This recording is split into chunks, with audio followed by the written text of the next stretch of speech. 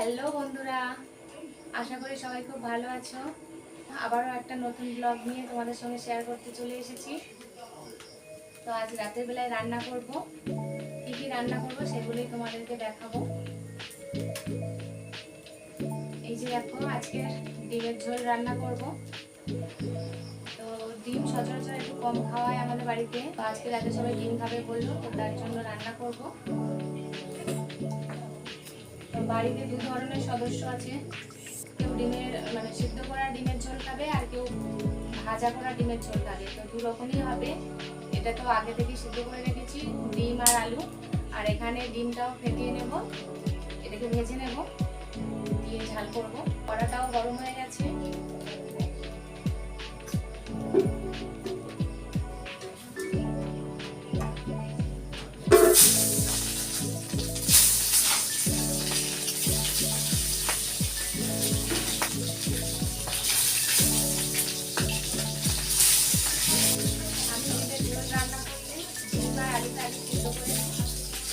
তরকারিটা খেতে ভালো লাগে। আর উনানে রান্না করছি তো ধোঁয়া লাগছে, হয়তো সবজিটা পরিষ্কার নাও হতে পারে, মনে করবে না, সবাই একটু মানিয়ে নিও।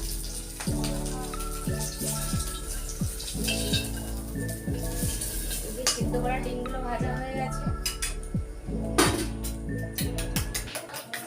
ডিমটা ফাটিয়ে নিয়েছি, ভেজে নেবো।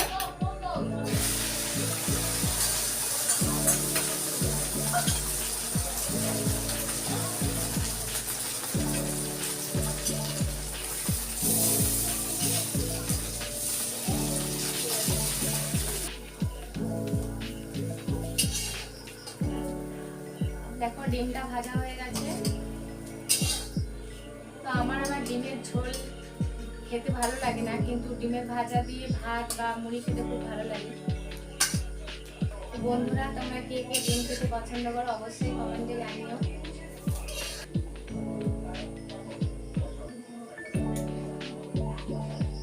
ডিমের ঝোল রান্না করার জন্য কড়াইতে তেল দিয়ে নিয়েছি, আর এই যে সামান্য পরিমাণ চিনি দেবো। একটু মিষ্টি মিষ্টি লাগবে তরকারিটা, আর এছাড়াও তরকারি কালারটা ভালো আসবে।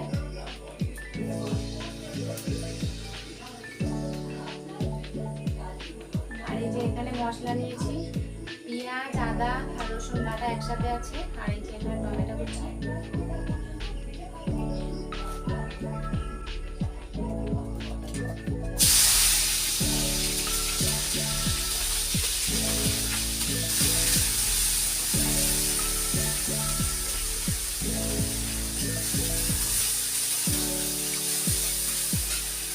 যেহেতু আলু সিদ্ধ করা আছে, তো পরিমাণ মতো লবণটা দিতে হবে, নাহলে বেশি হয়ে যাবে তরকারিটা।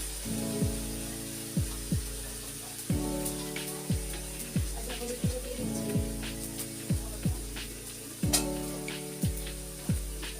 লঙ্কার গুঁড়ো,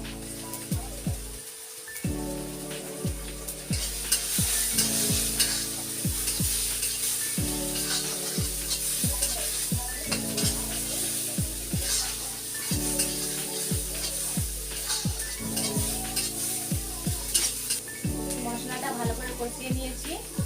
এবার আলুগুলো দিয়ে দেবো, দিয়ে আরো ভালো করে কষিয়ে নেব। আর যেহেতু আলু সিদ্ধ করা আছে, বেশিক্ষণ সময় লাগবে না, তাড়াতাড়ি হয়ে যাবে তরকারিটা।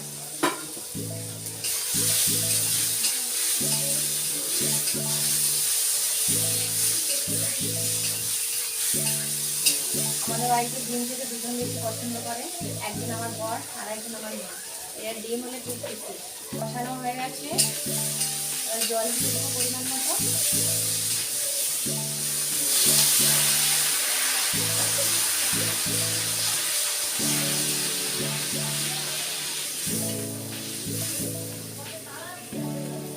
আর দেখো ঝোলটা ফুটে উঠেছে, এবার ডিমগুলো দিয়ে দেবো।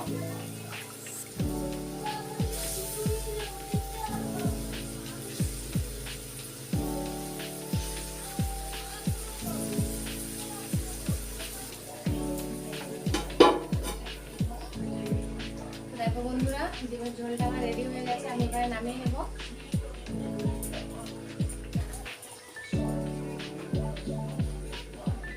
এই যে দেখো ডিমের ঝোলটা হয়ে গেছে, কালারটা এসে দেখছো কি সুন্দর। ঝোলটা তো হয়ে গেল, এবার এবারে আরও একটা নতুন রান্না করব, কল ছাতু ভাজা, যেটাকে মাশরুম বলে।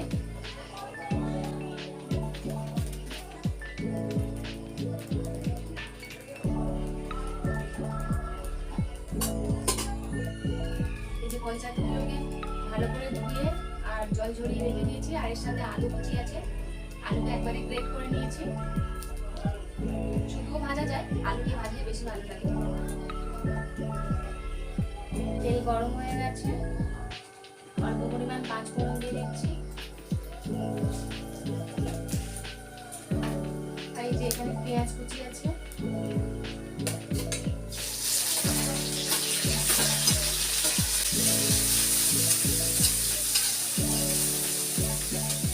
কল ছাতুটা আমার শ্বশুর মশাই এদের খুব ভালোবাসে, যখন বাজারে যাই কিনে নিয়ে আসে।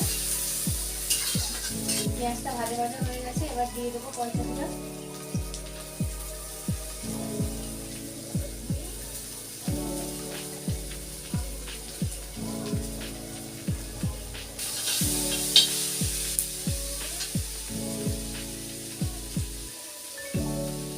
দিয়ে দিচ্ছি স্বাদ মতো লবণ,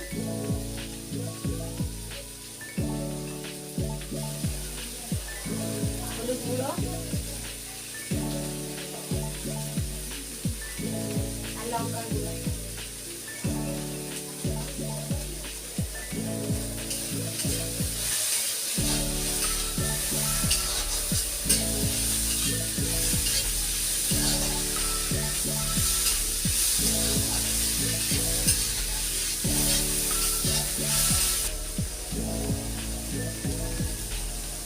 বন্ধুরা, তোমাদের সাথে কথা বলতে বলতে ডিমের জন্য গরম মশলা গুঁড়ো দিতে মনে ছিল না, নামিয়ে নিয়েছি, ওপর থেকে ছড়িয়ে দিচ্ছি।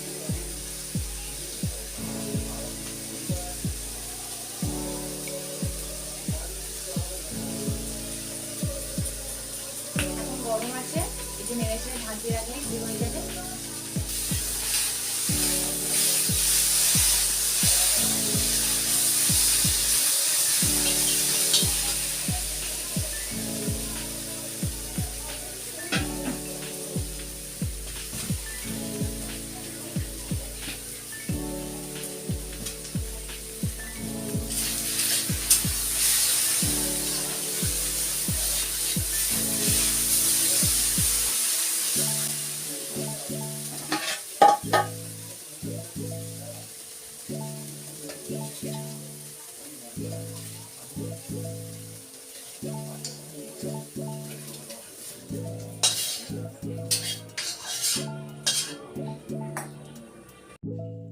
দেখো বন্ধুরা, পল ছাতুর ভাজাটা আমার হয়ে গেছে। আর পল ছাতুর ভাজা এই রকমই হয়, খুব বেশি ঝরঝরে হয় না, আর এটা খেতে খুব ভালো লাগে। তো বন্ধুরা, তোমরা একদিন বাড়িতে বানিয়ে খেয়েও দেখবে, অবশ্যই ভালো লাগবে। আর আজকের ব্লগটা কেমন লাগলো তোমরা অবশ্যই কমেন্টে জানিও। আর অনেক অনেক ভালোবাসা দিয়ে আমার পাশে থেকো, আর লাইক শেয়ার করতে ভুলো না। ইউটিউব থেকে দেখলে সাবস্ক্রাইব করে দিও, ফেসবুক থেকে দেখলে ফলো করে দিও। আজকের মতো টাটা, বাই।